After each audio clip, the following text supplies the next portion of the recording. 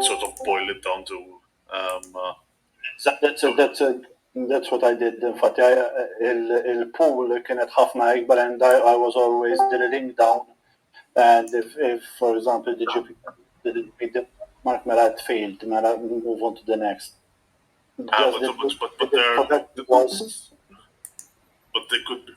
you could say is, listen, any laptop that didn't meet the specifications, for example, for that particular game, in the case of the assignment, were completely eliminated. I wasn't actually looking at those.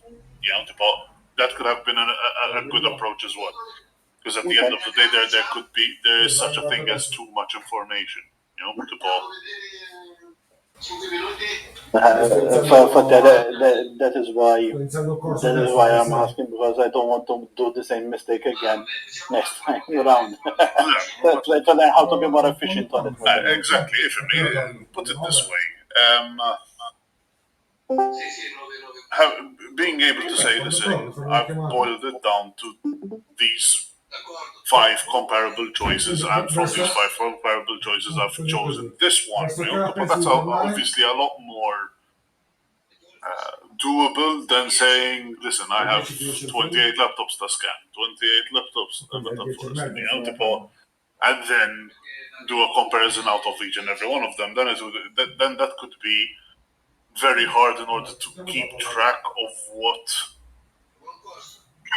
your overall argument was going to be. You understand? It's kind of like having somebody taking 3/4 of an hour in order to get to a point of what is going to have for dinner. I agree. That's it. All right. Then again, this was a preparatory assignment in order to get you used to the idea of. At the end of the day, I've had assignments which were over the top. All right.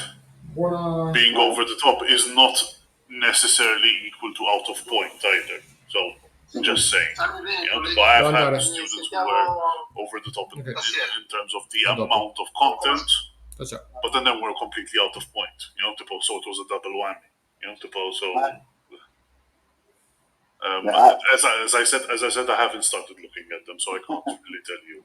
No problem. We shall wait and see the final verdict then. All right. But then again, if needs be, we can talk about it at greater lengths once I've managed to correct them. Thank you very much, sir. All right. Mala, first and foremost, good evening, everybody.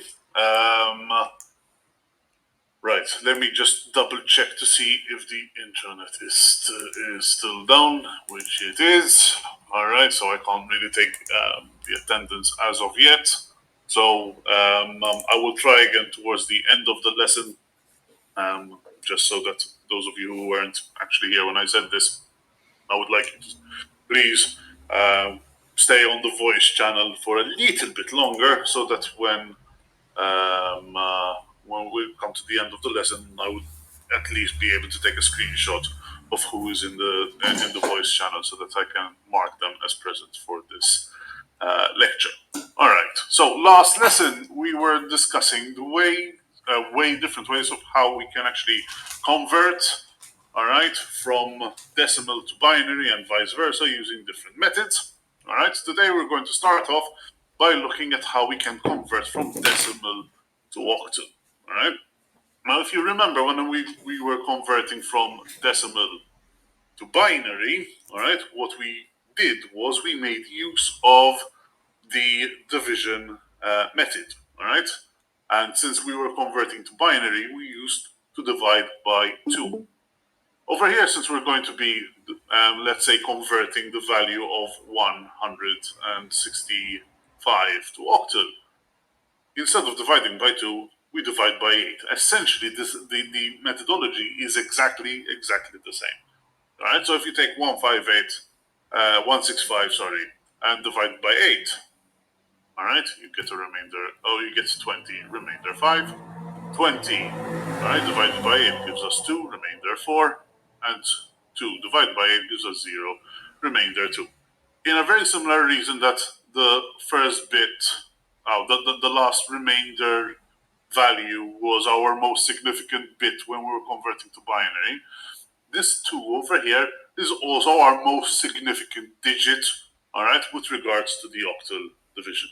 And essentially what we can say is that 165 base 10, or in decimal, is equal to 245 base 8, all right? Notice I'm not saying 245 for the simple reason this is not 245, all right? 165 is equal to 245 in octal. In a very similar fashion, all right, if we did the same thing but dividing by 16, we'll get hexadecimal, all right? So 165 divided by 16 will give us 10 remainder 5. 10 divided by 16 will give us 0 remainder 10. Now 10 can be converted into the character A, so therefore 165 base 10 is equal to A5 base 16. All right? Essentially, this is exactly the same procedure that we were doing last time round, all right, when we were converting from decimal to binary. All right? So, in a very similar fashion, all right, how would you convert 45 to binary, octal, and hexadecimal? Well, essentially, you'll do the division method, all right, and then you would read from the bottom up, all right, in terms of the most significant digits to the least significant digit. All right. I hope that this idea is sort of clear as a methodology, all right, for you to try to implement on your own with regards to converting from one base to another. Okay. Is this clear so far? Yes, thank you. All right. Mala. So how then can we then? So over here we have another example. All right. I would suggest that you would try to do this at home. All right. I'm trying to move on a little bit more quickly today. All right, so that I can get enough of this topic done as possible, so that soon we will be able to move on to the other topic, which is the topic of introduction to information security. All right. So I'm trying. I would like you to try to experiment with these values and experiment with these examples at your own pace at home. If you actually have any difficulty, don't hesitate to send me a message or an email or something of the sort. For those of you who have actually tried to message me, you would probably attest to me being able to answer you in relatively good time. At least I hope so. All right. So please try to do the examples that might show up within the slides on at your own pace at home, so that you might recall the behaviors that we actually have. Over here we have another exercise converting the value of 167 to binary, octal, and hexadecimal. All right, and over here you actually have the answer, so you can actually double check your work. The working is not there, but essentially it's very, very similar to the working that we can see over here. Okay. Similar thing over here with regards to converting decimal, converting these binary values into decimal using the weights method. All right, and these here would be the answers for that particular question. If you remember, just so that we can do one in order to understand the methodology, or remember the methodology. All right. So we have. I'm going to do the first one. All right. Remember, we usually do the following thing. All right, whereby we start off doing this.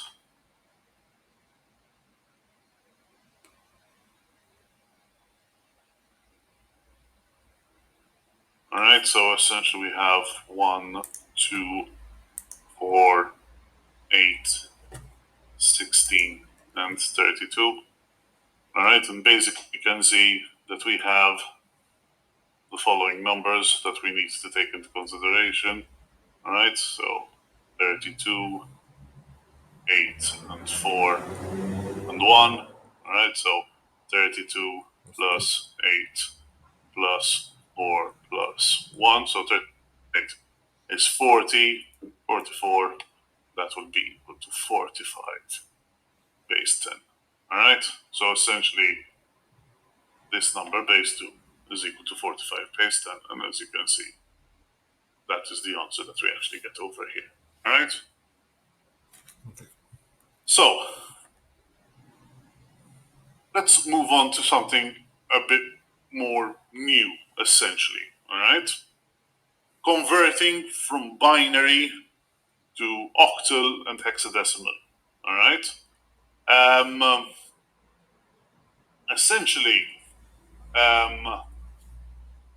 Essentially, whenever we talk about an octal numerical system, essentially, in order to represent an octal system in binary, you actually need 3 bits. Why? Because 3 bits essentially can give you values from 0 to 7. All right, if you think about it. All right, if we have 0, 0, 0, all right, all the way up to 1, 1, 1. All right, 1, 1, 1. If I have to convert it back into binary, all right, we have 2 to the power of 0, 2 to the power of 1, 2 to the power of 2. All right, so this is 1, 2, 4. 4 plus 2 plus 1, that's equal to 7. So from 0 all the way up to 7, essentially. All right, that gives us 8 different possibilities or 8 different permutations that we can actually represent in order to represent each and every single digit within the octal numeral system. In a very similar fashion, all right, hexadecimal notation, all right, would require 4 bits, all right, of information. So it can represent all of the values from 0, 0, 0, 0, all right, all the way up to 1, 1, 1, 1.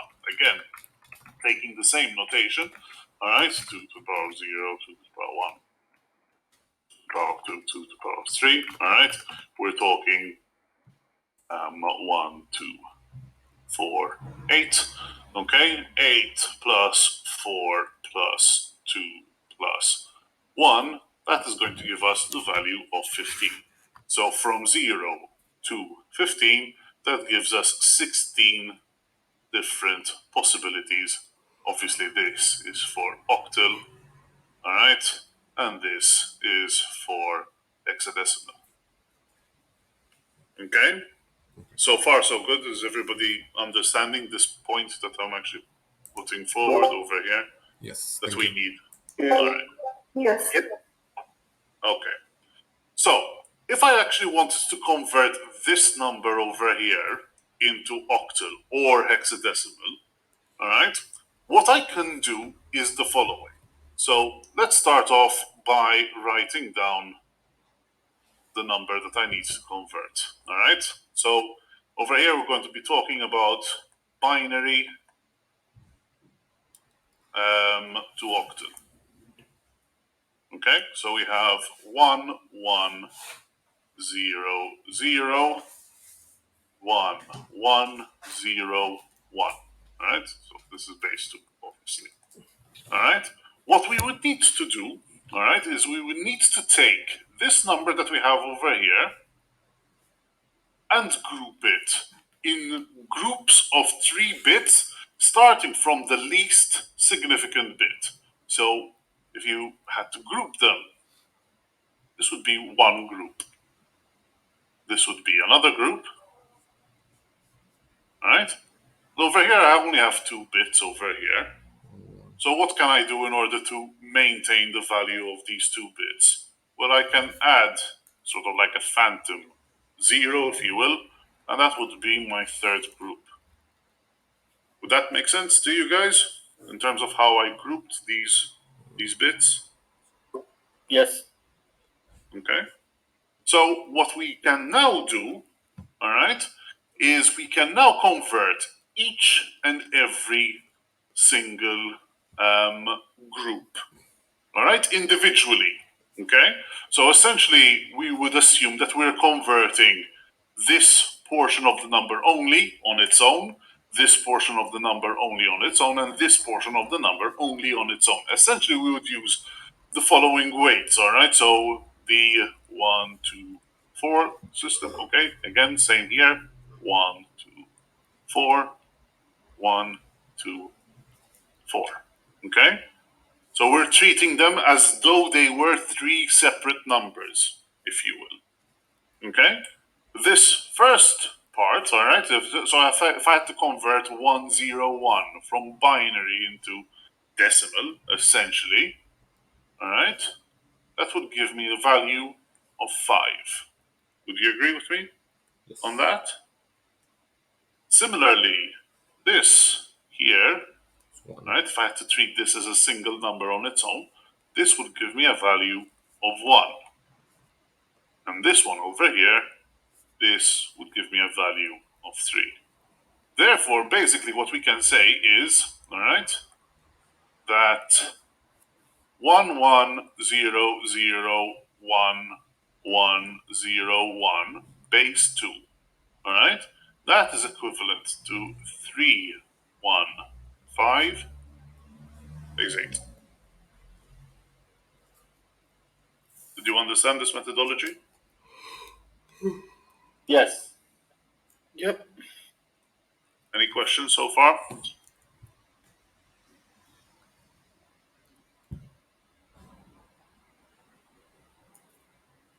All right. So this is obviously from binary to octal. All right. What from binary to hexadecimal? Well, essentially, it's exactly the same idea, but instead of taking groups of 3, you take groups of 4. Essentially, that's it. All right. So from binary to hexadecimal.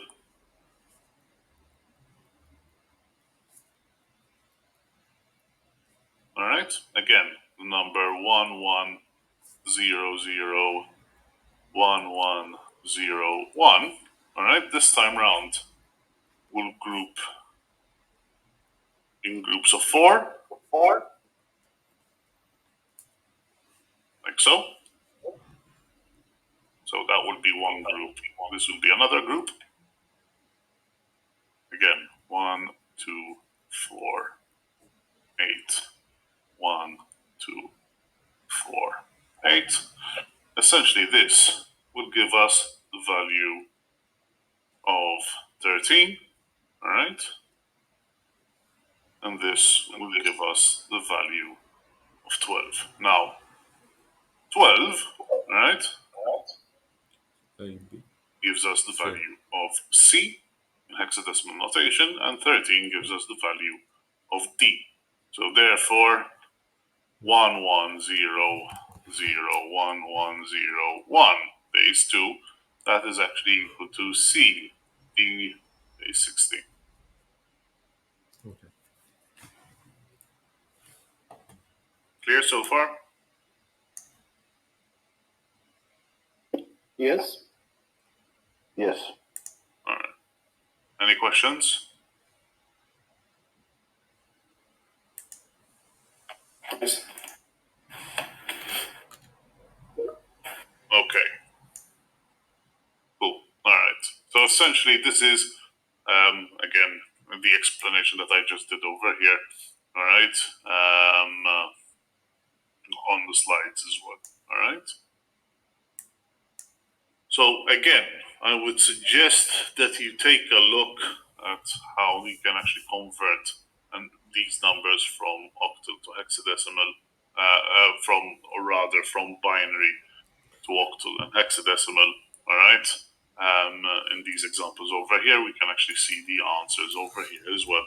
I would suggest that you try to do these at home and try to work them out. Again, if you actually have any issues whatsoever, please do contact me if you'd like to take screenshots or scans and send them to me so that I can actually see what your working is. I'll be more than happy to do so. All right. Here's another example. All right.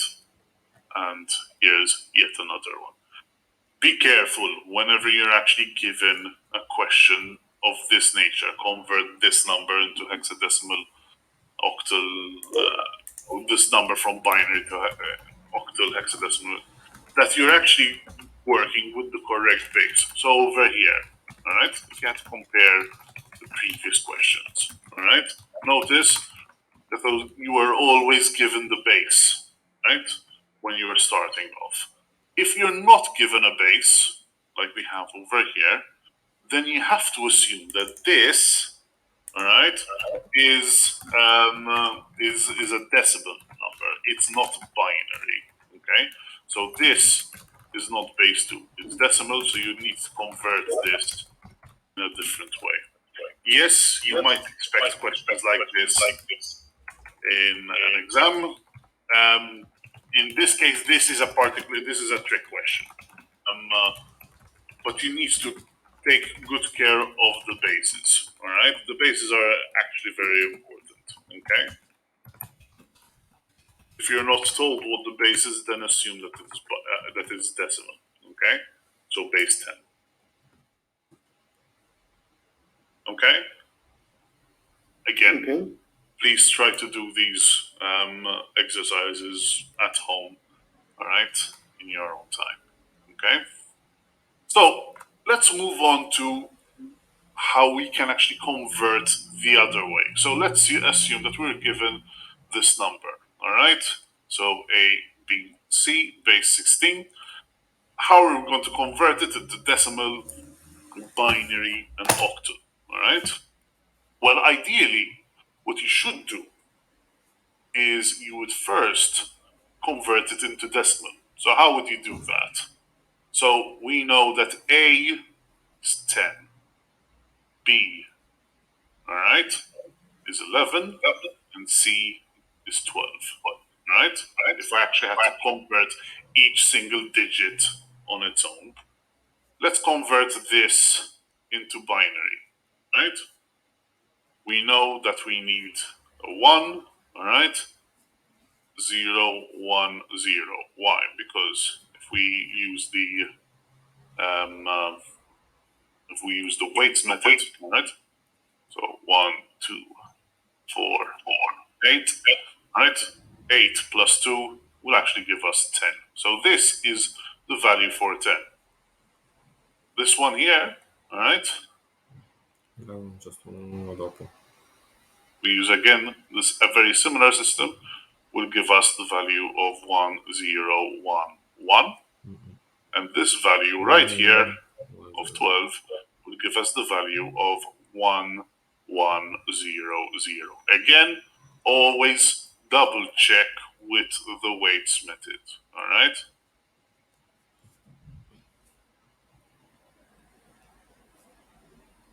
So notice 8 plus 2 plus 1, all right? 8 plus 2 is 10, plus 1 is 11.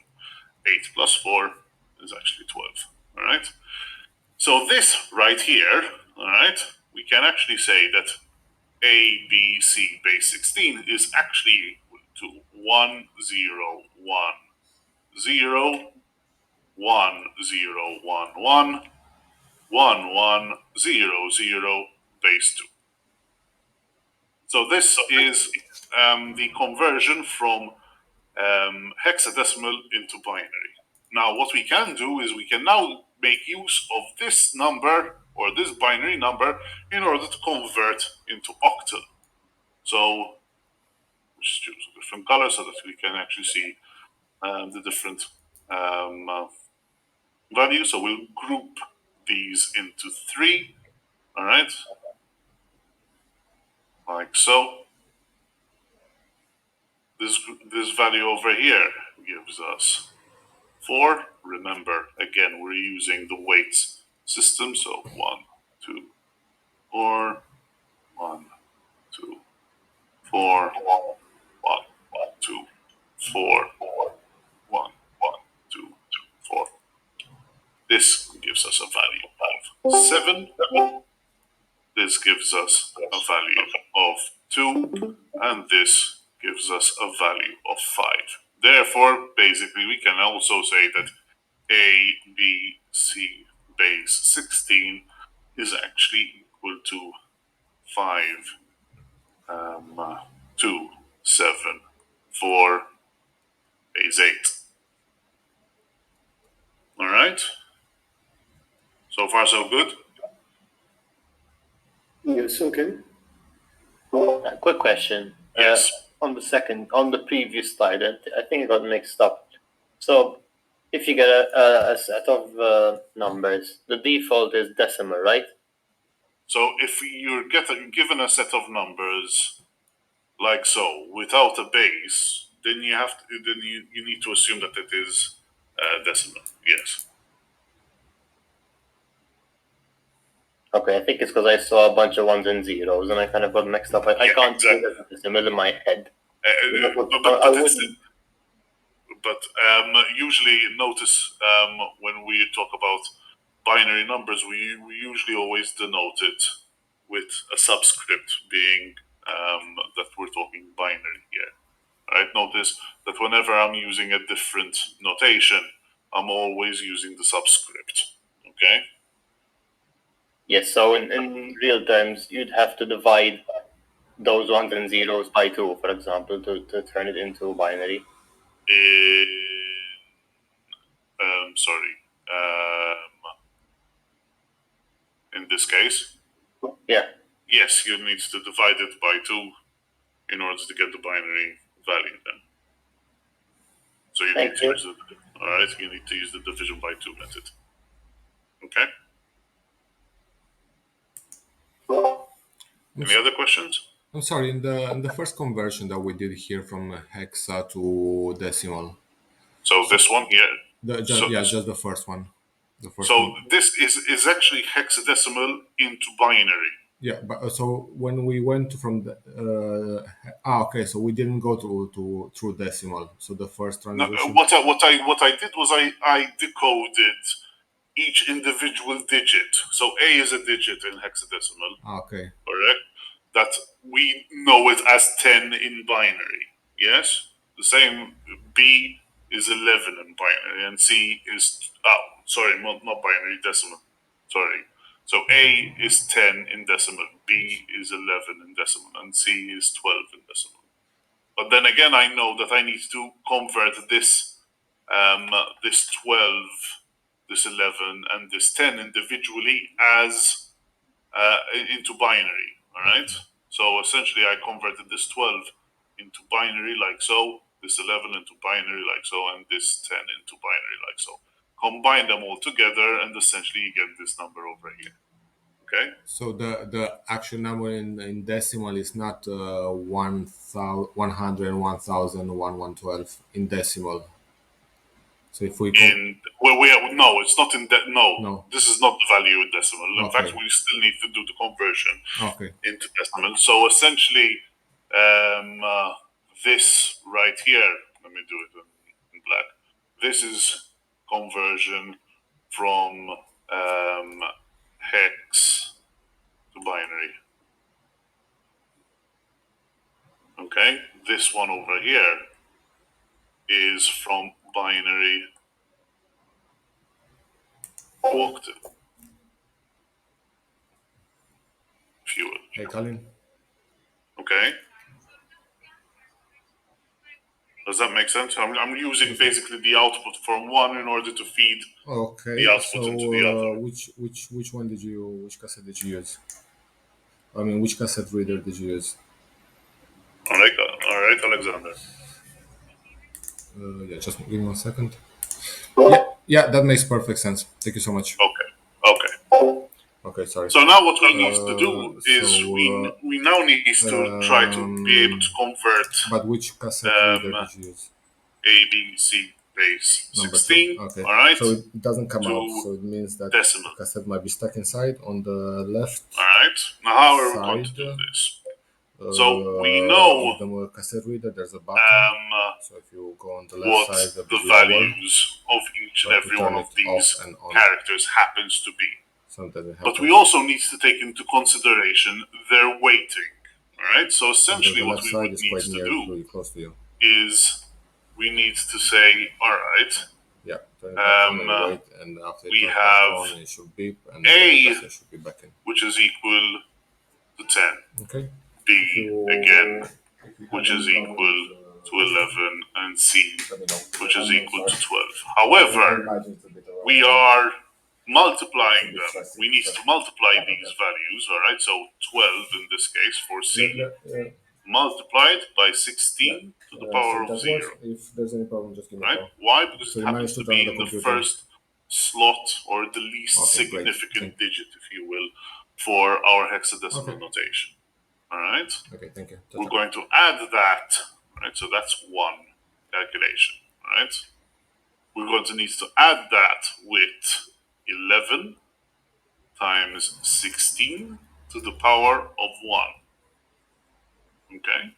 So that comes from this B, because it's the second least significant digit, or the second most significant digit, because we only have 3 digits here. And over here, the final one is 10 times 16 to the power of 2, right? So this calculation right here will actually give us the value that we need in terms of decimal, right? So if we actually, in this case, we'll probably need a calculator in order to help us out, okay?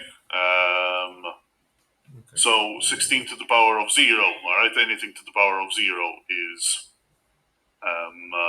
1, all right? So we, over here, we actually have the value 12. Excuse me. Questions?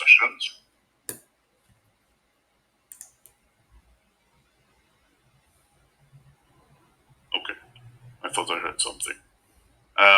Over here, 16 to the power of 1 is 16. So over here, all you have to do is 16 times 11.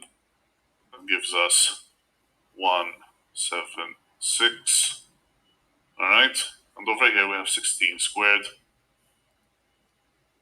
So 16 squared times 10. All right. So that's 2560. And we add all of these together. So essentially, we have 2560 plus 176 plus 12. And that gives us our value, which is 2,748 base 10. All right. If we actually had to double check our work, all right, 2748. Notice our hexadecimal number is ABC. This is our decimal number. Our octal is 5274, and our binary is 1010, 1011, and 1100. So that's essentially the way that you would actually be able to convert from hexadecimal into any one of these other formats. Okay? So Sir, and from hexadecimal to octal, don't really need to do it in binary, I guess. Do it the same way. in order to convert from hexadecimal to octal, it's actually easier to convert to binary first. All right, so it's best for us if we do it to binary and then to octal, but in hexadecimal, there's no need to, like you just showed us, eh? From decimal, sorry. To decimal, no, you don't need to. All you need to do is you would need to use the weighting system, like I was showing you over here. All right. In order to convert directly to decimal. However, if you're asked to convert a hexadecimal number into binary, into octal, and so on and so forth, which you might well do, all right, probably it would be easier to convert from hexadecimal to binary, and then from binary into octal. And vice versa. It might also be easier to convert from octal into binary and from binary into hexadecimal. To go in the same way. However, if you're converting directly into to decimal, all right, from hexadecimal to decimal, or from octal to decimal, then probably the easiest way is to use the weighting system that I just showed you. All right. Okay, thank you, sir. In fact, we can actually see this over here. Over here we have an octal number, all right? You were asked to convert it into decimal, binary, and hexadecimal. Probably what I would do is I would first convert to binary, right, from octal. Then, given the binary number, I would create the hexadecimal number, and from then I would go about converting this octal number into this decimal number using the weighting system, essentially taking 1, multiplying it by 8 to the power of 0, 4 times 8 to the power of 1, 5 times 8 to the power of 2, and 5 times 8 to the power of 3, and add them all together in order to get our decimal value. Essentially, that would be the way that I would go about it, personally. Okay? So that would be that could be a typical question that you might have within an examination. You'd be asked to convert from one to the other. Thank you, Glenn, for letting me know that the internet is working now. I'm actually taking down the attendance. I have a quick question on the weighting on Yes. on hexadecimal. So ABC, it would be C0, B1, A2, right? Exactly. It's always a good idea to start off from the least significant, moving on to the most significant. All right? It's an increment of 1, though. If we had A, B, C, D, A would be 3. Yes, in that case. So always start with the least significant, all right? So the least significant will always be the rightmost digit in the case of how us Westerners tend to write numbers. Obviously there are different ways that you can actually write a number, but the way that we know mathematics, all right, we usually write the largest number to the left and the smallest number to the right, or the smallest digit to the right. So, Thank you. I'll always start from the smallest and make your way make your way up, all right, so that you don't get confused. Okay. Any other questions?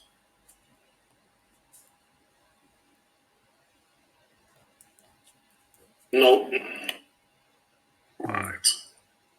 So over here you have another typical example, all right, for this conversion, all right, from octal to binary. So notice this is our octal number converting it into binary. So this is our binary conversion. This binary conversion then can be grouped in groups of 4, as we can see over here, giving us our hexadecimal conversion. And over here, we can see our octal to decimal conversion.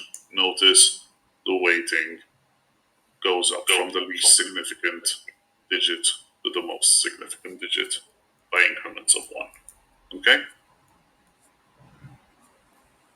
All right. So as a summary, what we've managed to look at here is different number bases, all right, which are obviously relevant to computing, and we've seen how we can actually convert from one conversion to the next, all right, or from one base to the next, essentially. Now this is going to give us sort of like the jumping off point, all right, that we can use in order to further our understanding of data representation. Okay, from using the information that we've just understood, all right, or understood how we can actually represent binary, octal, and hexadecimal numbers. We're now going to move on to understanding how we can actually manipulate this data. All right. We're first going to be looking at binary addition. Okay.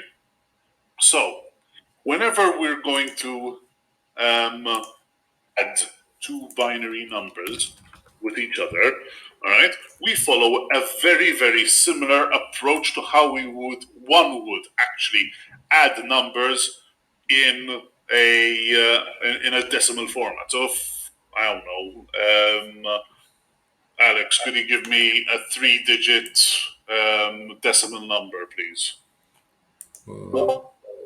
337. So 337, and let's say we're going to add it with Bridges. Could you give me another 3-digit decimal number?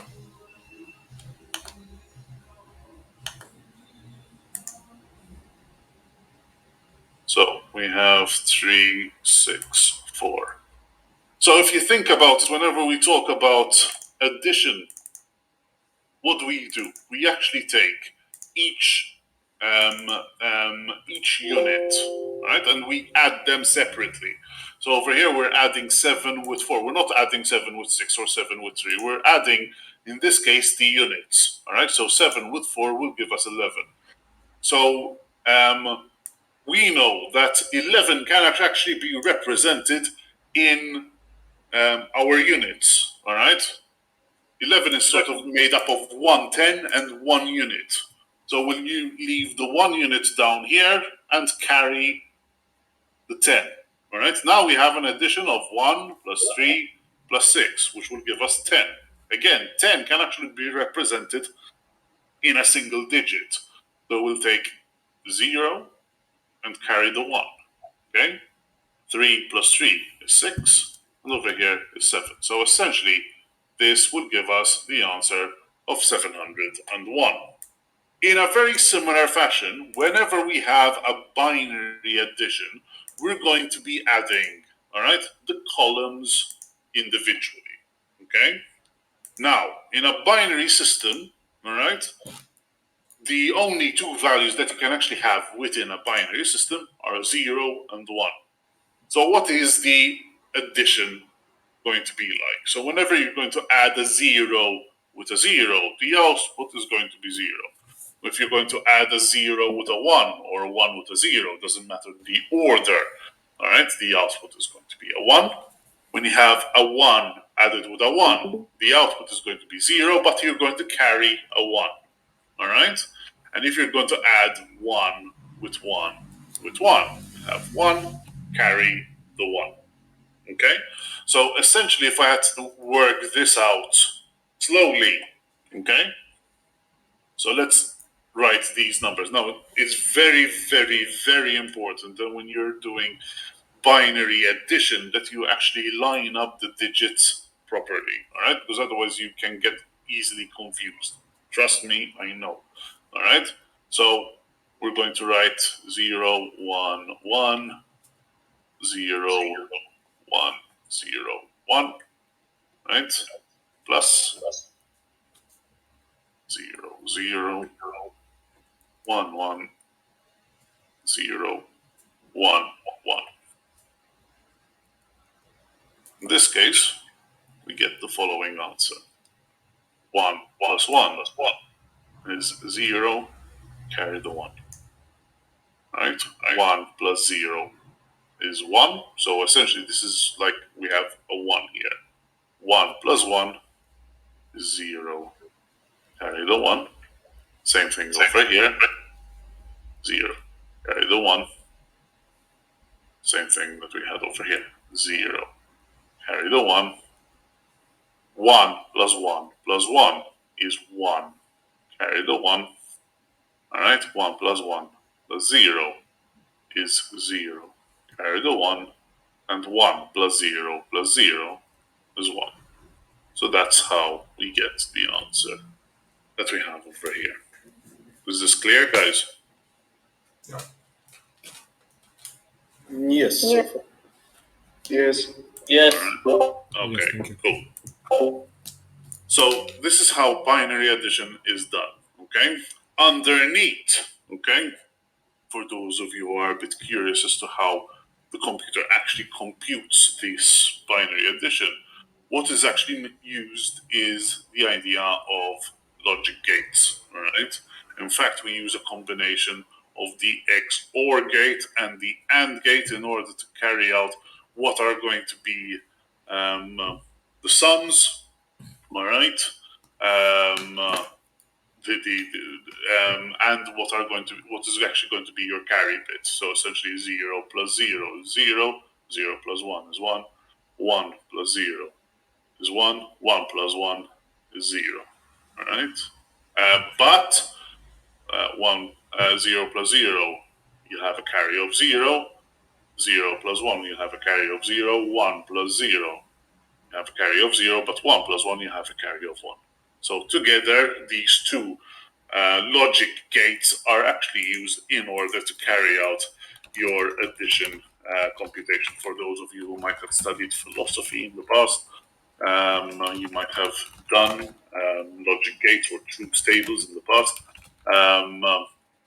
For those of you who are actually going to be studying the intermediate computer architecture, we're going to go into a lot more detail with regards to these different logic gates. I just wanted to point out that they actually exist. Okay? It's not necessarily for you to know that they exist now. All right? It's just more of an introduction into the idea that logic gates actually exist. All right? Sir, just Yes. very quick question on this. Yes. Will there be an element of maths in discrete structures eventually or not? Mana. Not within this topic. Okay. As in, I'm not going to be teaching that. That you might have an element of it, small element of it, within your mathematics topics. If you do have that. But then again, I wasn't teaching the maths topics myself, so I wouldn't know exactly what the syllabus is. Fair enough. No, because since you mentioned logic gate and whatnot, I remember that it was part of like a sub branch of it, so I wanted to confirm if we're going to have that as well. That's all. Basically, what is predicate logic?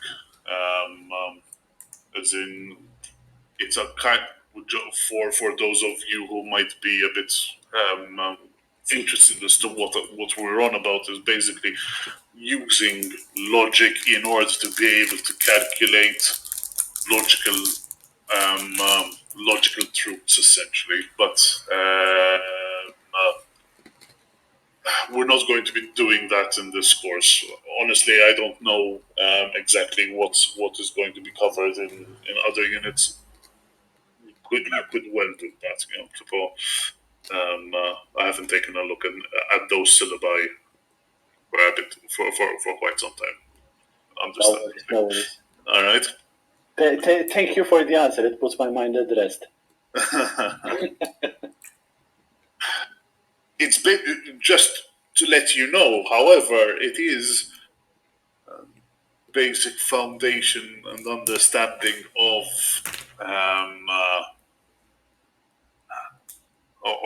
what artificial intelligence is sort of like built around as well. You might be doing. I definitely know that you're going to be doing a programming course eventually. All right, if I'm not mistaken, it's in the degree levels. I might be wrong, however. About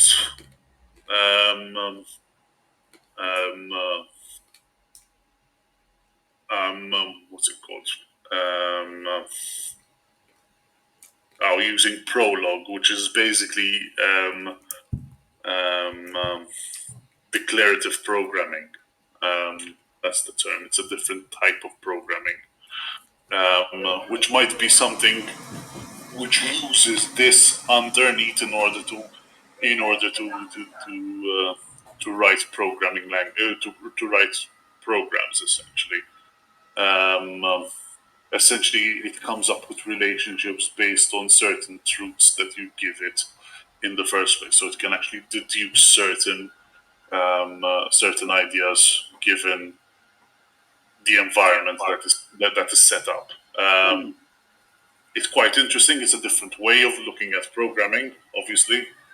It's kind of like saying,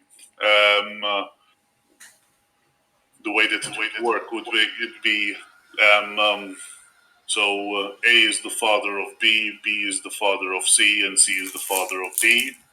And in order for any child to have a grandchild, it needs to have a father, and that father needs to have a father as well. And so therefore, the father of the father happens to be the grandfather of that child, and with that would actually be able to come up with the relationships, for example, of all of these different entities that you might have in memory. So you're basically querying that information based on certain rules. But again, I'm being very layman here, to Paul. It might be something that you might find interesting down the line. Thank you. Okay. So, moving on, we talked about addition. All right, there's nothing much more that I can add about addition, really and truly, because it's quite straightforward. All right, another thing that we're actually going to be talking about is division and multiplication, and this is going to be done through shifting. So let's say that I have this binary number, okay? So let's say that I have this binary number over here, which is, I don't know, 1, 0, 1, 1, all right? Which, if we had to convert, all right, let's convert it quickly, okay? So I have 1, 2, 4, and 8. So essentially, this is the value of 11 base 10, okay? Just fix that. Okay? So, what is shifting? Imagine shifting as being able to take this entire number, okay, as it is, and shifting all of the digits either one way or the other. If we shift to the left, all right, then this number, all right, would become 1, 0, 1, 1, and then empty space, all right? That empty space is going to be filled up with a, all right? If I had to convert this number now, okay, so we have 1, 2, 4, 8, 16, all right? So 16 plus 4 is 20, plus 2, that's 22. Based on. So effectively, what have I done right here? Multiplied. I've multiplied by 2, okay? I've multiplied by 2. If I did it in the opposite direction, so this is essentially left shift, okay? Left shift, which basically means multiply by 2. If I did it the opposite way, all right? So let me start off again. So I had 1, 0, 1, 1, and I perform a right shift, okay? Then essentially what this number would become is 1, 0, 1. This other 1 here would be forgotten. All right, and I will have an empty space over here. Okay, if I had to convert this, all right, so I have 1, 2, 4, 8. All right, that would give us a value of 5. All right, base 10. So effectively, what have I done? Really and truly. Divide by 2, but you don't consider the remainder. In this case, I'm not considering because we're working with integers in this case. So yes, in this case, this would be the right shift, all right, which basically means divide by 2. All right. Now this is quite interesting for the simple reason that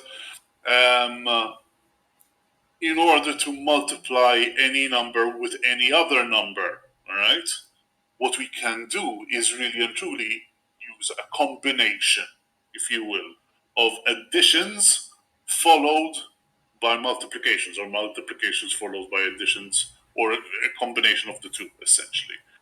All right? So let's say that we want to multiply a number by 10, for example. Okay? Because notice, if I shift again, then essentially what I've done is I've multiplied by 4. If I shift again, I would have multiplied by 8.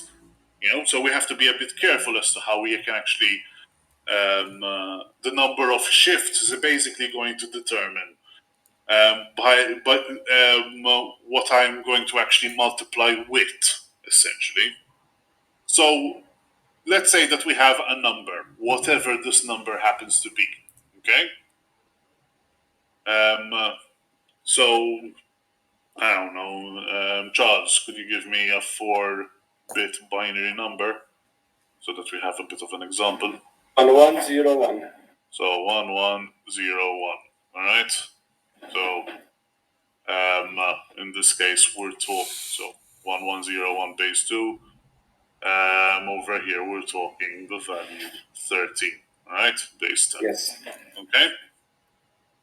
So if we follow this procedure right here, all right, we should actually manage to be able to take this 13 and multiply it by 10. If we know that if we take 13, multiply it by 10, that should give us 130, all right, base 10, all right? So, over here, what are we doing? We're going to take, so we're going to store this within an accumulator.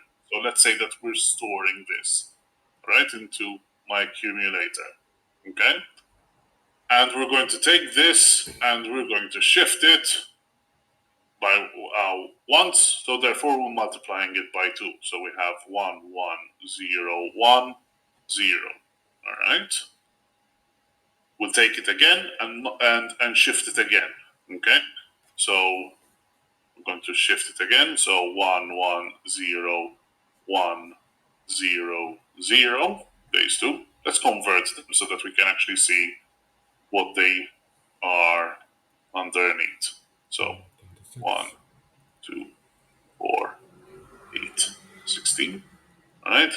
16 plus 8 plus 2. All right. So this is 10. So we have 26 base 10. And over here, similarly, we have 1, 2, 4, 8, 16, 32. We have 32 plus 20. All right. That is 52 base 10. All right.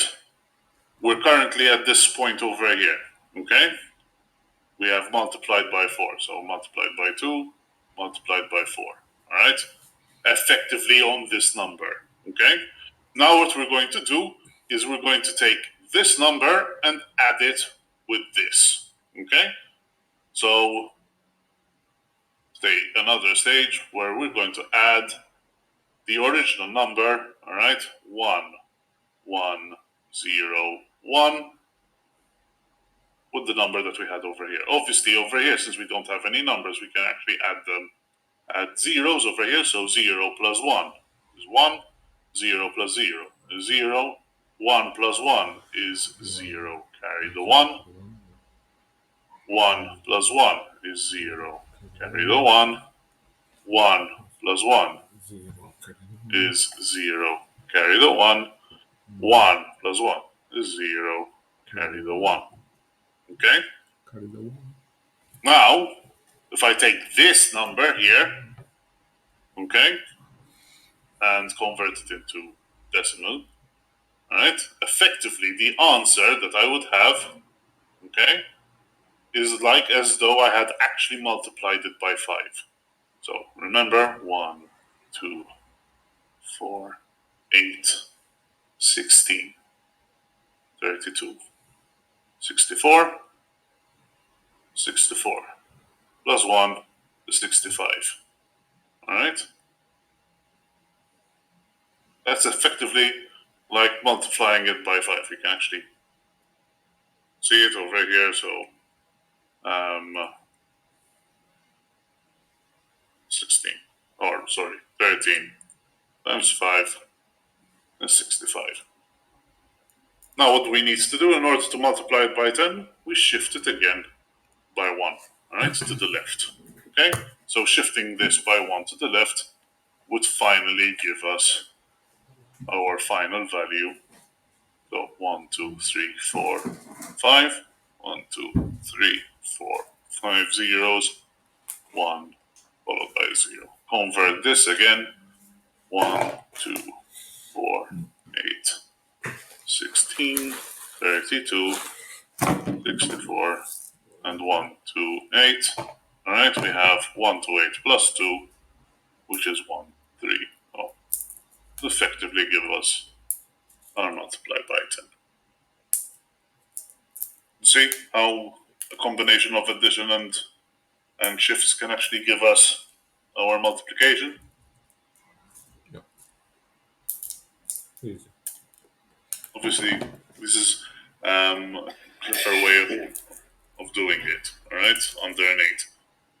If you really think about it, the ALU, all right, the arithmetic and logical unit on the CPU, is basically made up of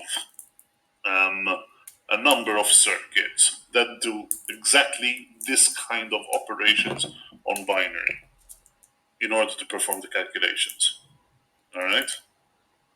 Not just one or two. Taiji, you'd have multiple versions in order to do different things, essentially. But underneath, you can actually you can convert numbers and manipulate these numbers through bitwise operations. This is what they're known as. They're known as bitwise operations because you're literally manipulating bits of information. Any questions so far, guys? No, from my side. Clear, thank you. Okay. For Tom, Excuse me? and I'm good too. All right. Okay. Came out garbled from my end, but anyway, if you're not understanding something, again, please do stop me. All right? Now, something that we need to take into consideration is this idea of overflow. All right? Now, essentially, overflow, when we reach overflow, it's really when we reach an error condition. What is overflow? Essentially, overflow is when we try to represent a number, okay? Represent a number, which is outside of the range that is permitted by that range. All right. So essentially, let's think about it in this way. So imagine we have an 8-bit number. All right. So 8 bits. All right. Therefore, essentially, the largest number that we can represent with an 8-bit number, all right, or the largest range that we can represent is from all zeros, okay? So 8 zeros, if you will, all the way, all right, so the range, if you will, all right, all the way to all ones, like so. How do we actually calculate that? Well, if you take the number of bits that we have, all right, 2 to the power of 8, okay? This gives us the amount of values that we can actually have. So 2 to the power, need to use the scientific notation. So 2 of 8, that will give us 256 possible values. In actual fact, it will allow me to represent values, all right, in this format from 0, all right, all the way up to 253. Okay? Now, if I try to represent a number which is greater than 255, essentially what's going to happen is I'm going to trigger this overflow effect. So let me give you an example. So let's say that, for example, I'm going to try to represent the number 200, okay? And we're going to add it with the value of 100, right? Notice that this form of mana, it is possible for me to represent this in terms of binary, all right? And it's possible for me to represent this in terms of binary. Over here, we're talking base 10, all right? Remember. So if I had to, let's convert them quickly, all right? So if I had the number 200, okay? 200 in actual fact is 1, 1, 0, 0, 1, 0, 0, 0. And the number 100, on the other hand, okay, is 0, 1, 1, 0, 0, 1, 0, 0. If I actually had to add these two together, okay, I wouldn't actually be able to represent, all right, the number in terms of 8 bits, all right? So 0 plus 0 will give me 0. 0 plus 0, 0. 0 plus 1 will give me 1. 1 plus 0 will give me 1. 0 plus 0 will give me 0. 0 plus 1 will give me 1. 1 plus 1 will give me 0. Carry the 1. 1 plus 1 plus 0 will give me 0. Carry the 1. So in an 8-bit solution, this bit will actually be ignored. Okay? In fact, if the answer would actually be this this 8-bit number. Okay? In fact, if we actually had to work this out, all right? Okay, so 1, 2, 4, 8, 16, 32. All right, we have 32 plus 8 plus 4. All right, 32 plus 8 is 40. So that gives me a number of 44. All right, so essentially, adding 200 with 100 using 8 bits in order to represent that addition will only give me a value of 44, when in actual fact it should be nowhere close to 44. It should actually be 300, right? So what is the solution to this kind of problem? Well, essentially, what you would need to do is you would need to use a larger representation, so you would need to use more bits in order to perform this addition.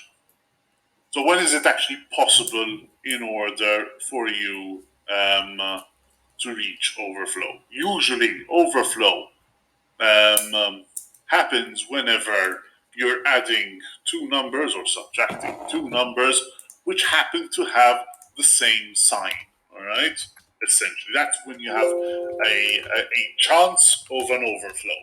Okay, sometimes, all right, you may be able to avoid overflows, all right, within your calculations by reordering the way certain numbers are actually calculated. Okay, so let's say, for instance, you had something of the sort. All right, you had this equation right here. You had a plus b minus c. All right, probably that would be more likely to cause an overflow than having a plus b minus c. All right, because essentially over here what you're doing is you're adding two numbers which can cause that overflow, and then when you're actually negating c, then you're obviously working with what is known as a wraparound value. All right, in this case you're probably going to reduce the likelihood of that wraparound happening over here. All right. This value over here is caused by this overflow, and therefore this is what is known as our wraparound value. All right. This happens quite a lot. So if you are actually doing your programming in Java this year, you would have probably come across it at some point. This is again because underneath variables in programming are actually represented in using certain types, and certain types have certain bit sizes. All right. A famous example of this is within the game Civilization. I don't know if any of you have ever heard of the game Civilization or the series of Civilization, or have actually played the game. Yeah. All right. Do you know of the character Mahatma Gandhi? What happens to him? Don't piss him off or he'll nuke you. Yeah. Why is he? But why would he nuke you? Really and truly. In fact, it's not about pissing him off. That's not the worry. Really and truly, it's not about pissing him off. It's about being too friendly with him. Don't get too friendly with him. Why?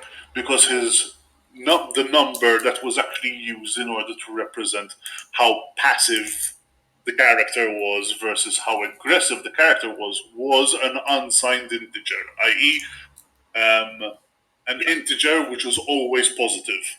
All right. So essentially, imagine you had a value called aggression. All right, a variable called aggression, which was, let's say, equal to 10, and you became friends with Mahatma Gandhi. All right, in this civilization game. All right, you did something to help him out, and he did -1. All right. So from aggression of 9, he became aggression of 10, he became aggression of 9. He did something else to please him, all right? It became from aggression of 9, aggression of 8, and so on and so forth, etc., etc., etc. All right? At some point, all right, he would have a value, for example, of aggression of 0 towards you, all right? Let's say you trade with him again, or you give him some gifts or something of the sort, and you take from 0, -1, boom. All right, you'd have this overflow. What usually used to happen, essentially because of this wraparound effect, okay, from the smallest number, it will actually become the largest number. Piss him off now, and he'll nuke you, essentially.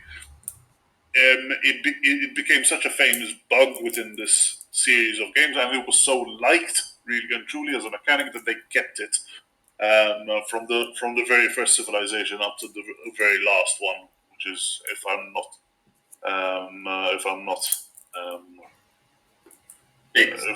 I think it's Civilization 6, if I'm not mistaken.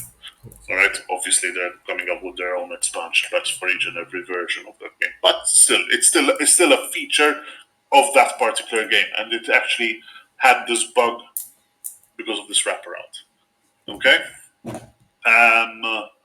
So can you actually see where these issues sort of like lie? All right, we've talked about the octal number system. In these notice, guys, I haven't actually started these slides exactly from the beginning because there are certain parts of these slides which are actually repeated in the previous set of slides. So I'm going to be skipping forward a bit. Over here, we talk about the octal number system, which we've already discussed at some length today and in the last lecture. All right, as well as the hexadecimal numbering system and how we can actually convert from one to the other. All right, over here, guys, on slide 22, I have another set of exercises for you, which I would like you to try out at home. All right, think of this as a worksheet, if you will. Okay, different types of conversion that you would be asked to do. All right, so converting the binary number this to octal and hexadecimal, converting the hexadecimal face, all right, or FACE to binary, all right, and so on and so forth. Okay, and you also have the answers, right, in the following slide. But all right, I would like you to try to work those out as homework, all right, to see that you've actually mastered the techniques that we have talked about up to this point. Okay. So slide 22 out of the data representation part 1 slides. Essentially, if we're talking about Moodle, all right, you can find these slides over here. Let me show you.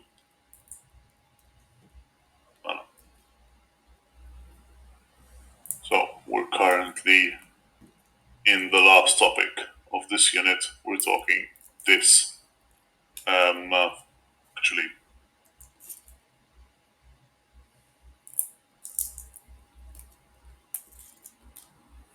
it's the set of slides.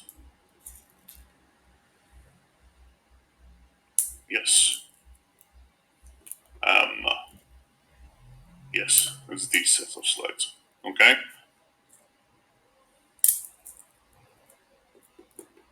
I call them part 2 for my own benefit. It's actually part 1. Okay, data representation part 1. Okay. Okay. So up to this point, you might have been asking yourselves, but sir, what if I wanted to actually represent a negative number? In fact, all of the numbers that we've worked upon up to this point have all been positive, or what we know as unsigned integers. All right. In fact, we were using what is known as unsigned notation. The advantage of the unsigned notations, as you can imagine, is that we only have one representation of 0. All right, addition is relatively simple. However, the major disadvantage is that we cannot actually represent negative numbers. Now, in order to represent negative numbers, all right, we would need to take yet a different approach. Unfortunately, you cannot really just stick a negative sign in front of a number like we normally do within mathematics. All right, we would need, in order to represent negative numbers, we need to make use of clever techniques to make the binary value itself be understood to be a negative number or not. Essentially, what we're going to be doing is we're going to be representing the binary in slightly different ways in order to have the possibility of representing not only positive numbers but also negative numbers. Now we're going to be talking about 3 different ways of doing this. All right, we're going to be talking about the sign magnitude notation, which is the simplest one, which we're going to be starting off today. We'll then move on to two's complement, all right, notation, which is the way that most computers actually represent negative numbers or positive and negative numbers within the computer. And then we have excess notation, which is yet another different representation, but it's usually used for floating point numbers, which is something which we'll be talking about predominantly next week. So let's start off by trying to understand the sign magnitude notation. So first and foremost, is everybody with me so far? Are there any questions before we move on?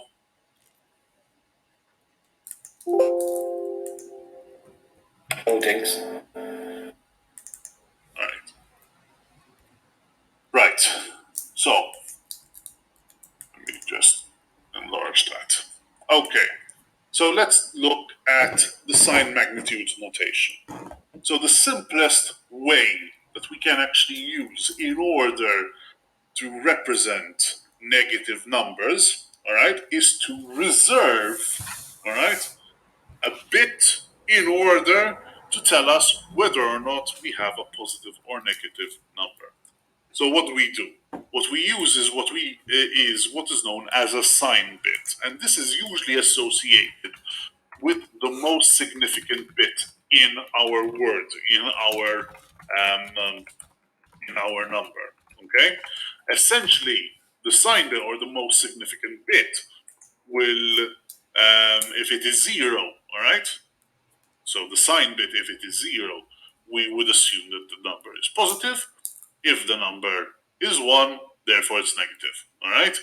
And essentially, that would mean that we would have a very symmetrical representation of the numbers. Okay? So if I have 8 bits, all right? So let's represent the 8 bits here. Okay? I'm going to represent them as boxes, if you will.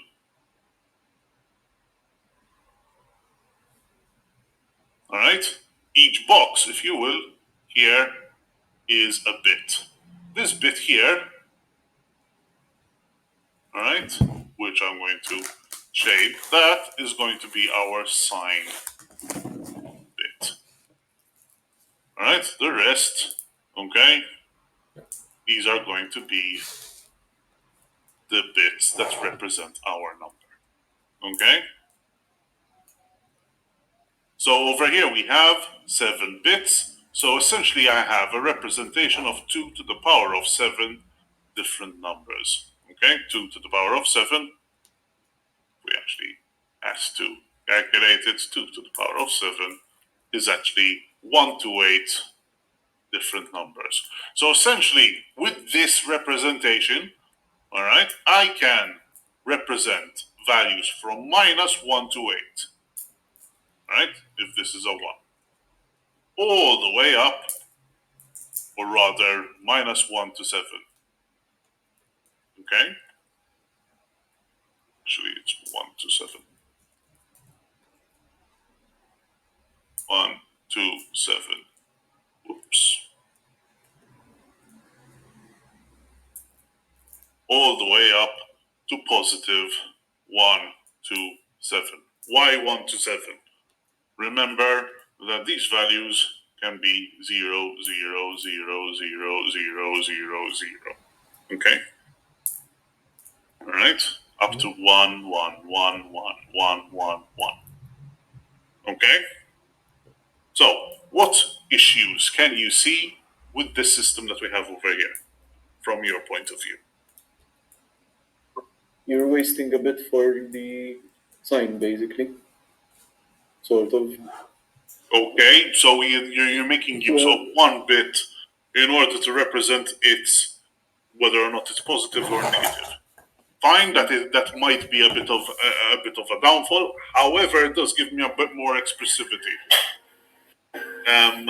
That is not the major concern, however, with this particular implementation. Could it be that it cannot exceed the 1 to 7 or the 1 to 8? It cannot exceed the 1 to 7 or 1 to 8 for the simple reason that we're using 8 bits over here. Obviously, if you would like a larger number, you would need to use more bits.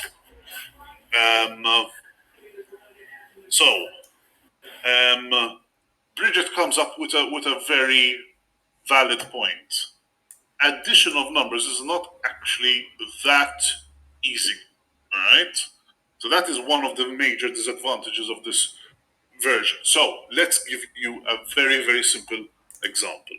Okay, we know, all right, that if I take the value of, I don't know, -3, okay, and add it with 3, what do I get? I get, I should get 0, correct? All right, -3 plus 3 should give me 0. But if I had to represent it in 8-bit signed notation, this is what I would get. All right. So for -3, I would have, all right, 1 for my sign bit.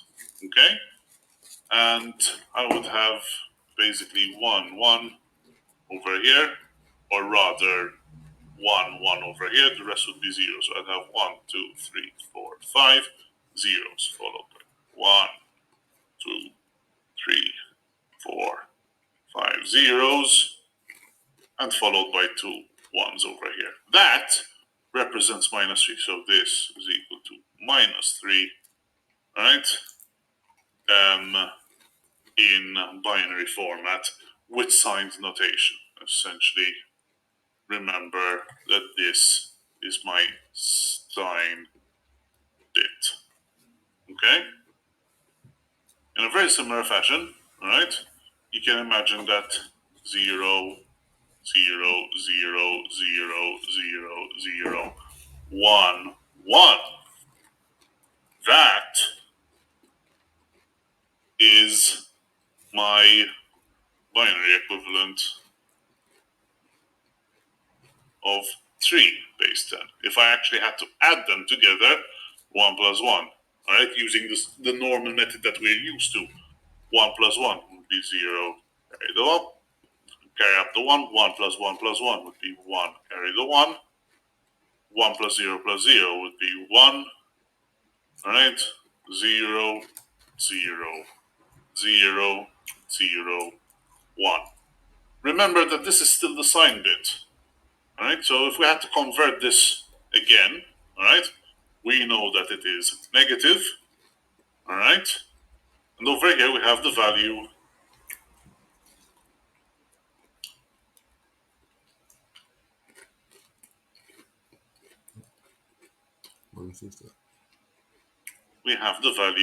of -6.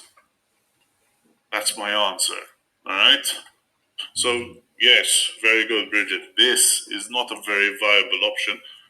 It's not going to make addition and subtraction at all easy. Right? In fact, we're going to be using a different notation altogether in order to understand how we can actually make use of addition and subtraction more effectively. That's one problem. Can you see another problem with the system? Might not be as obvious. Just maybe the amount of bits you have to go through to read a small number. No, not exactly. No, because obviously, within a computer, you can have a very, very, very long number of bits in order to represent a number. I mean, typically, in programming, the longest primitive type variable would actually be 64 bits in length. So you can have quite a few number of bits. Over here, we're just showcasing it in terms of 8-bit because it's easier for us to actually write down 8 bits worth of information. Mala. Maybe you will have 2 zeros, one with a negative sign and one with a plus sign. Very good. Very good. All right. We have 2 representations of zeros. All right. We have positive 0 and negative 0. All right. 0 doesn't really have a sign, but essentially that is another problem with this particular representation. So it's very simple in order to represent negative numbers. However, it does have a downfall, or it is not really good for us if we're trying to represent or trying to perform calculations based upon it, as Bridget mentioned earlier, and as Maria just said over here. Another that it has is that it's technically wasting another set of. It's basically wasting 2 values, if you will, in order to represent the same number. Okay, so that is basically the problem with this particular implementation. Okay. So over here we have an example of how we can actually represent an 8-bit number, okay, in relation to the sign to the sign notation, as we've just seen here over in this example that I've just shown over here. All right. So, advantages represents both positive Sir, and negative numbers. Yes. would you mind re-explaining, please, this second limitation? I didn't understand it. Okay. No, it's actually listed over here. So, the good thing about this particular representation is that we have both positive and negative numbers. So, Mekna Blue, is everybody with me on this point? Yeah. It's quite Okay. straightforward. Yes. Mana, additions and subtractions are difficult, as we've just seen over here, right? It's not straightforward, right? We usually, if we actually had to use base 10 notation, yes, this would give us a value of 0. Minus 3 plus 3 will give us 0, all right? But if we actually had to perform the addition of these two signed magnitude numbers, all right, this being minus 3 and this being plus 3, then adding these two numbers together, all right, is not that straightforward. If we just use the normal addition that we are used to, then essentially we'll get a value of minus 6. Is that clear, Errol? Yes. But if we had Yes. to take into consideration the 8-bit notation, all right, now 0 is going to be represented over here, okay? Is going to be represented when all of these other bits are going to be 0. So this is 0, 0, 0, 0, 0, 0, 0. That is going to be 0, correct? So this is base 2, this is base 10, correct? Yeah. But if the first bit here is 0, then essentially this basically means we have positive 0. All right? If this, however, was 1, then we get minus 0. All right? Negative 0. Because of the way that these numbers are actually represented. And obviously, that would mean that you would have to add further complication within the design of the CPU itself. Essentially, it will need to test whether a number is actually 0. Right? It will need to literally see whether or not each and every of the bits, which are not the sign bits, all right, are actually equal to 0. Therefore, it couldn't represent it as 0. So it's an added complication if you understand within the architecture of the CPU. All right. Okay. Is that clear? Okay. Yes. Thanks. So how can we actually get around this? All right. How can we get around this particular problem? Well, the way that we would do that is to use what is known as 2's complement. All right. So, what is 2's complement? You probably haven't actually heard of this in the past. So, 2's complement, one of the major advantages that it actually has is that it corrects this problem of having two values for 0. All right. So you won't have a positive and negative 0. All right. You just have one value for 0. All right. It will also make addition, all right, subtraction easier, all right,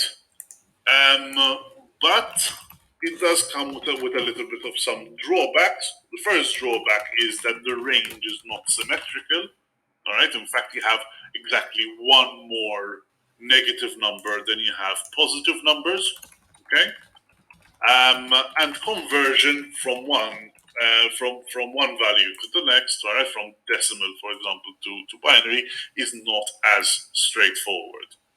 Let's see how we can actually do this, all right? But before we actually can see how we can convert from binary to decimal, all right, in 2's complement, the first thing that we need to understand, okay, is the idea behind it, okay? So let's imagine, all right, we have an odometer. Have you ever seen an odometer? You usually see these within cars in the mileometer, all right? Every time you add whenever you drive another mile or another kilometer, all right, on your car, essentially you'd have your mileage being incremented each and every time. Now, usually, all right, at least the modern cars, you wouldn't, you wouldn't, you would only be adding the miles that you're doing in the forward direction, not in the reverse direction. All right, but in our case, let's assume, all right, that we have an odometer that we can actually roll forward as well as roll back. Okay? Okay.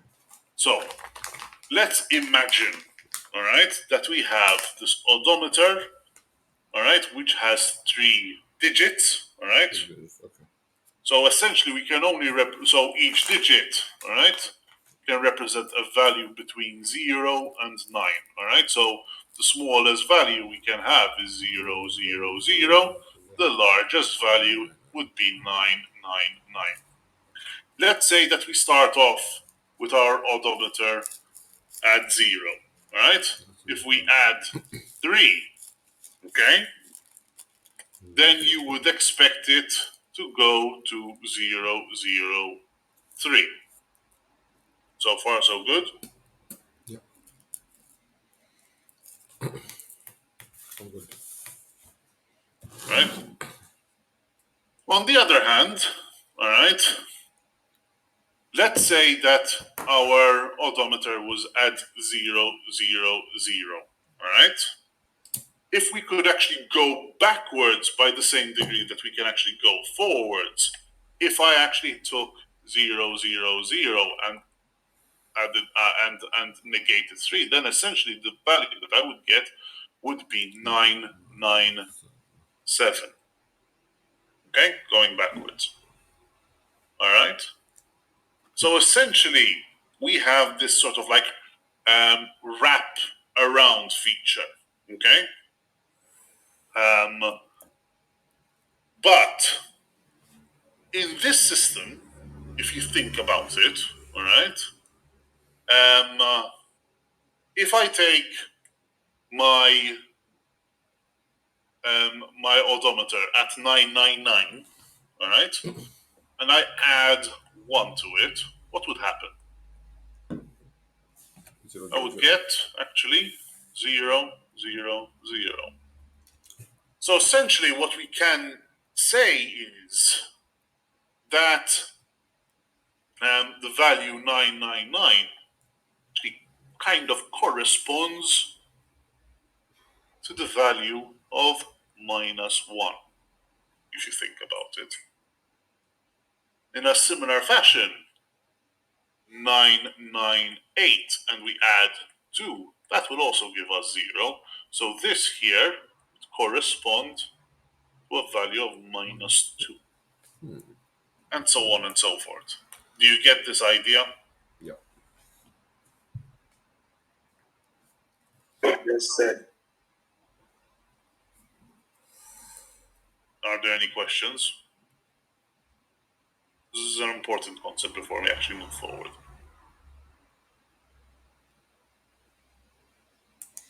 Okay, thank you. Okay. No questions. All right. So essentially, Okay, thanks.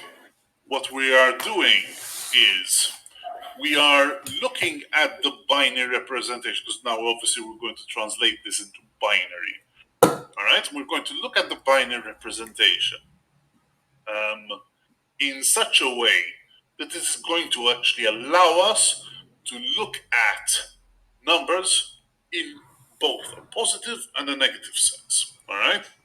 So essentially, if we had to convert this into binary, all right, so let's say that we're using 3 bits in order to keep it simple, right? The largest number that we can represent with 3 bits would be 1, 1, 1, all right? 1. If I add 1 to it, which is, so this is base 2, okay? 0, 0, 1, base 2, what would happen? 1 plus 1 would give me 0, carry the 1. 1 plus 1 plus 0 would be 0. Carry the 1. 1 plus 1 plus would be 0. Carry the 1. But notice we are working with 3 bits. Whoops. With 3 bits. This bit is not considered. So essentially, what we are saying is that this number, that is minus 1, essentially, whereas this is 1, giving us the value that we require being 0. All right? So essentially, what we're saying is that we are essentially complementing the numbers. That's what we mean by this. And two's complement basically means that we are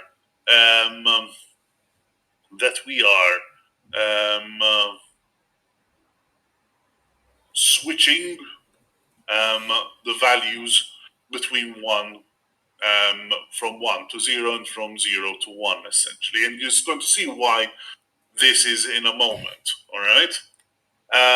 But essentially, this is actually what we're doing. We're making use of the overflow to our advantage, essentially. So it's not necessarily going to be a bad thing anyway. All right. Notice that you have, in this case, we have overflow. All right, but we also have the erroneous overflow, which is actually going to be when we cannot actually represent the number that we should be able to represent. Okay, that's the difference. Okay, in this case, the overflow is actually working to our advantage. Okay, so let's think about it in terms now of this 3-bit system. If we actually had to write down the 3-bit system, all right, in a circle, you would agree with me that these would be the values that we can actually represent. So that base 2 would be equal to 0, base 10. This right here, base 2, would be equal to 1, base 10. All right, this right here, base 2, would be equal to 2, base 10. All right, this right here would be equal to 3, base 10.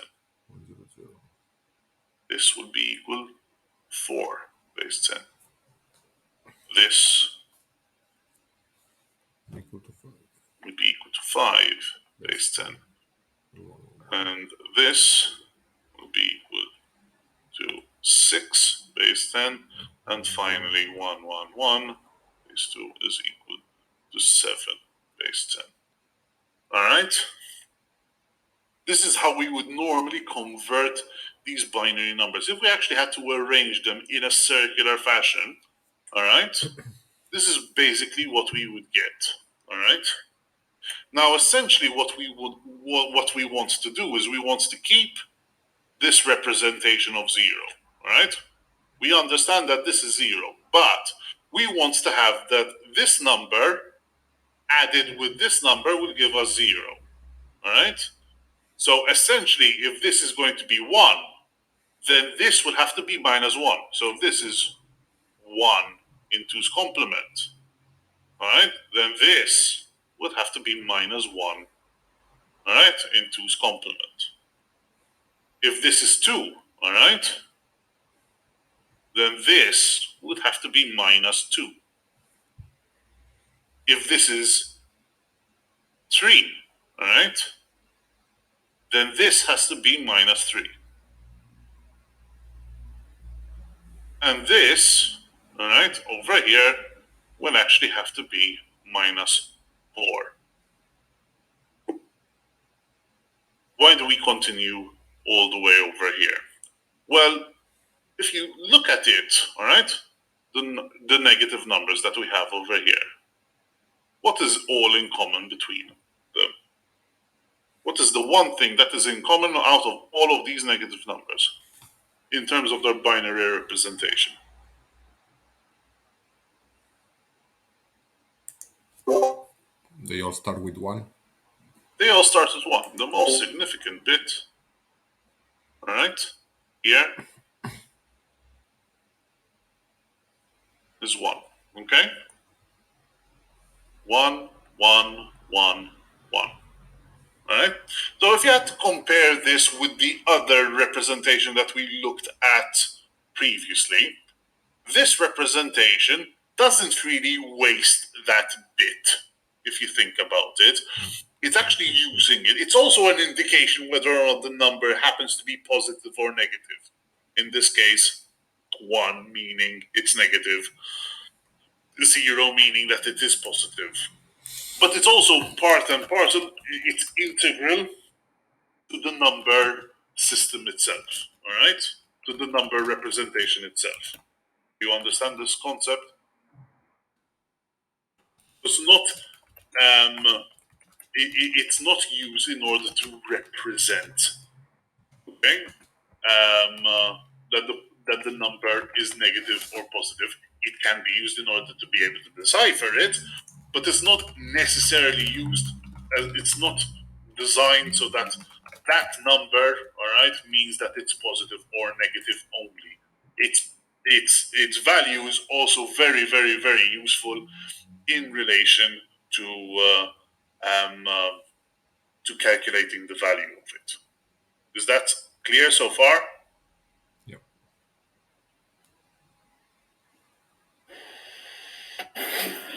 Well, not exactly, because I understood the wraparound concept, of course, and how 999 is technically -1. Uh-huh. I can't apply that logic to the figures here. So essentially, when we were working with the odometer, all right, in a normal car sense, if you will, all right, in a car we usually use numbers. We use a decimal number system, no? So we go from 0 to 9 in each column. In a very similar fashion, within binary, the only two values that we can actually have are 0 and 1, all right? Mm-hmm. All right, so essentially, our odometer system, all right, would go either from 0, 0, 0, all the way up to 1, 1, 1, like we actually have over here. Okay. Yes, I got it now. I got it. All right. That's essentially the reasoning behind it. Essentially, if I want to keep this as 0 and this as 1, then in order to get in order for me to be able to take this number and add it with another number to give me 0, I would need to add it with this 3-bit number. Otherwise, I won't be able to get the value of 0 because of this overflow system that we have over here. Okay? Similarly, over here, all right? This number, all right, that I have, that we're calling 2, all right? This number needs to be added with this binary number in order to give me 0, all right? If I add this with this, the answer would be this, all right? Therefore, I have to call what I used to call 6 as -2. It's basically looking at that binary binary sequence and saying, all right, instead of looking at it as 6, I'm looking at it as -2. That's essentially it, right? And obviously doing that for the other numbers as well. Is this clear so far? Sir, Yes. so the 101, okay, binary 101. 101 here. Yes, this that's one. it. That's it. The 101. So how could it be then? Because I understand that it's negative. Uh-huh. So then how could it be it's -3? No. If we take let's take this 101. Okay, base 2. All right, and add it. All right, over here we're talking about a 3-bit system. All right, it's important that we keep in mind that over here we're talking about a 3-bit system. Okay, so we're only using three binary digits in order to represent any value. Okay, obviously it's going to be limited, but it's for the sake of an example. All right, and let's take this number that I have over here. Okay, 0, 1, 1, which we're calling 3.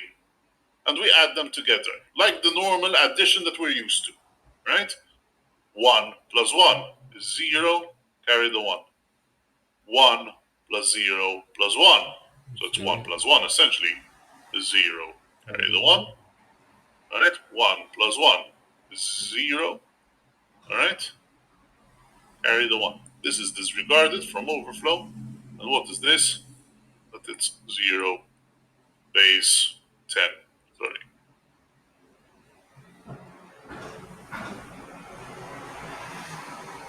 Do you understand? Aaron? Okay, yes. Yes, okay, thanks. Okay. So that is essentially what you're doing. As you can see, the only value that doesn't have its own complement within this 3-bit binary system is this number, all right, which we are calling -4. Okay. The reason why we have decided that this number here is going to be negative rather than positive is because the most significant bit pattern remains consistent. Essentially, that's what we're saying here. Okay. So, some things that you need to keep in mind whenever we're talking about a binary, a 2's complement binary representation. All right, the largest number that you can actually do, or rather the most positive number, all right, in 2's complement is going to be 0 followed by 1s. All right, if I have 8 bits, right, we're talking 0 followed by 7 1s. Okay, if we're talking 16-bit, we're talking 0 followed by 15 1s. All right, and so on and so forth. So that is the most positive number that you can actually get. 0, all right, is going to be represented by all bits being 0. All right. The most negative number, all right, are going to be all, or sorry, is going to be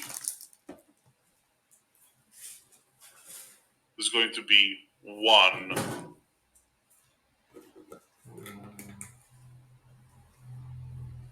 followed by zeros. So for 8-bit, it's going to be 1 and 7 zeros. All right, 16-bit is going to be 1 followed by 15 zeros, etc. Obviously, okay, and the smallest negative, or rather, actually, it's not the smallest. It is the largest negative number. All right, which in this case is going to always be -1, right? Because -1 is bigger than -2. All right, is always going to be all 1s. Like we can see over here, this is a representation of the 4-bit 2's complement system. So notice 0 is all zeros, -1 is all 1s, -8, which is the smallest number that we can represent, is 1 followed by all zeros. All right, the largest number, all right, the largest positive number that we can represent is 0 followed by all 1s. Is this clear? Yeah. Yes, thank you. Any questions?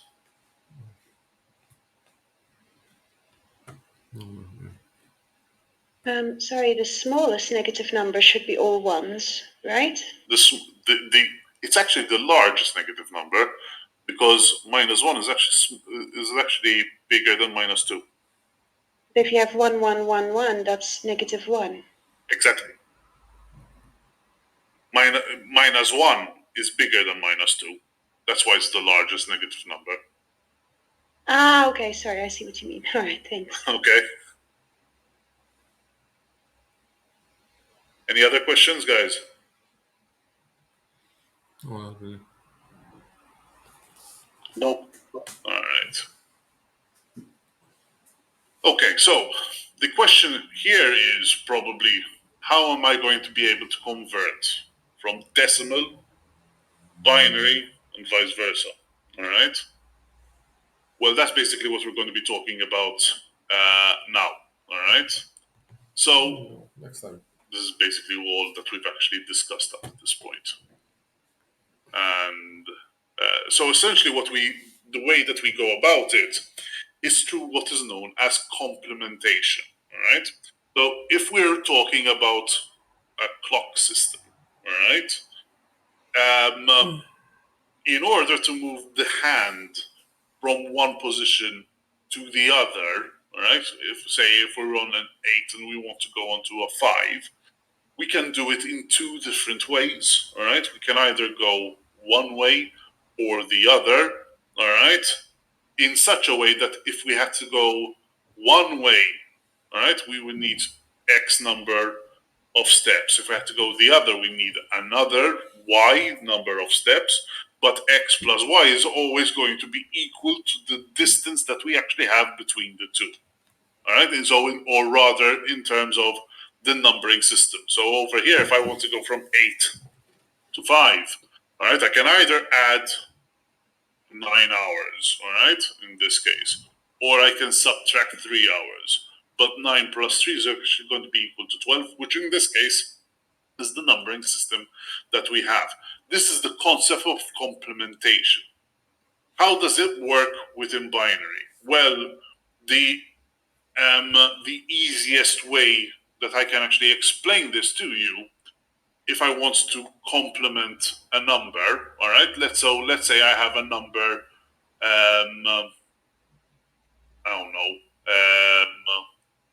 let's say we have the number 23, okay, and we would like to complement this, okay, so let's take out our fancy calculator, all right, so that we can actually quickly convert it into binary. So we're going to use the number 23, all right, base 10, obviously, all right, and that is going to become equal to our binary number 0, 0, 0, 1, 0, 1, 1, 1, all right, that's 23 base 2. How am I going to represent minus 23? Well, the methodology that is used is to take this binary number, so treat it as though it were positive, convert it, and treat it as though it were positive, okay? So I am going to look at this number that we have over here. I am going to complement it. What do I mean by this? I am going to convert every 0 into a 1 and every 1 into a 0. All right, so if I had to complement it, all right, I would get 0 becomes a 1, 0 becomes a 1, 0 becomes a 1, 1 becomes a 0, all right, 0 becomes a 1, and these 3 ones become zeros. So that is our complementation process. And then at the end, what I will do is I would add 1. 1. Exactly. In order to get me. So this complementation, this step of complementation, this is known as ones complement. By doing this additional step, that converts it into 2's complement. That's the next.